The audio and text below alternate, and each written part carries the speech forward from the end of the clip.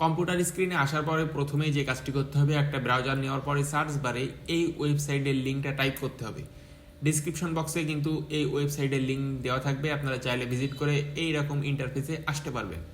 প্রথমে দিতে হবে এক্সামিনেশন, আমি এখান থেকে এক্সামিনেশন সিলেক্ট করে দিলাম। দেওয়ার পরে কিন্তু দিতে হবে পাসিং ইয়ার, এখান থেকে পাসিং ইয়ারটা দেওয়ার পরে বোর্ড দিতে হবে, আমি এখান থেকে বোর্ডটা দিয়ে দিচ্ছি।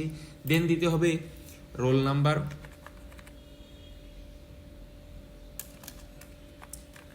রোল নাম্বারটা দেওয়ার পরে দিতে হবে রেজিস্ট্রেশন নাম্বার।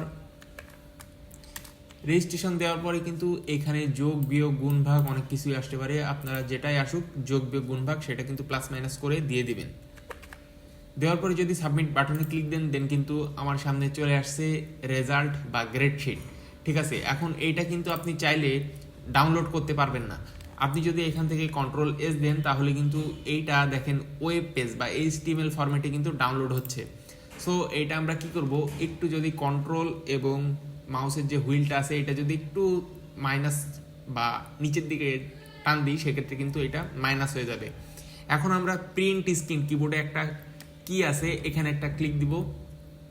দেওয়ার পরে আমরা যদি একটু ড্র করে জাস্ট এইটা সিলেক্ট করে দিই, যে আমাদের এরিয়াটা মূলত গ্রেড শিটের, সিলেক্ট করে দেওয়ার পরে যদি কন্ট্রোল সি দেই দেন কিন্তু এটা কপি হয়ে গেল।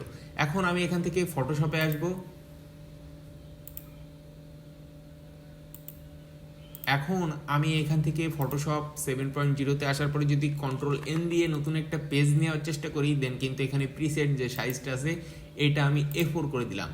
দেওয়ার পরে ওকেতে প্রেস করলাম, দেন কিন্তু আমি কন্ট্রোল ভি প্রেস করি, দেখেন ওই যেটা কপি করে নিয়ে আসছিলাম ওইটা কিন্তু এখানে চলে আসছে। এখন যদি কন্ট্রোল টি দিয়ে দিই সেক্ষেত্রে কিন্তু শিফট এবং অল্টার চেপে ধরে কিন্তু মাউসের রাইট কি দিয়ে যদি টান দিই দেন কিন্তু এটা বড় হয়ে গেল। এখন আমি এখান থেকে একটু একটু সাইজ করে নিই, দেন যদি ইন্টারপ্রেস করি দেখেন এটা কিন্তু এখানে সেট হয়ে গিয়েছে। এখন যদি কন্ট্রোল অল্টার এস প্রেস করি দেন আমি ডেস্কটপ দেখিয়ে দিলাম, এখান থেকে যে ফরম্যাটটা আছে এটা যদি আমি PDF করে দিই, গ্রেড শিট দেওয়ার পর যদি সেভ যে বাটনটা আছে এখানে ক্লিক দেই দেন JPG এটাই থাক, ওকে দিয়ে দিলাম। দেন যদি এটা মাইনাস করে বের হয়ে যায় দেখেন কিন্তু আমাদের গ্রেড শিট চলে আসছে PDF আকারে। খুব সিম্পল প্রসেস, আপনারা চাইলে কিন্তু এটা আপনাদের ইমেইল, গুগল ড্রাইভ বা হোয়াটসঅ্যাপ যে কোনো জায়গায় রেখে দিতে পারেন বা যে কোনোভাবেই কিন্তু প্রিন্ট আউট করতে পারেন, আপনার কিন্তু বারবার ডাউনলোড করার প্রয়োজন নেই।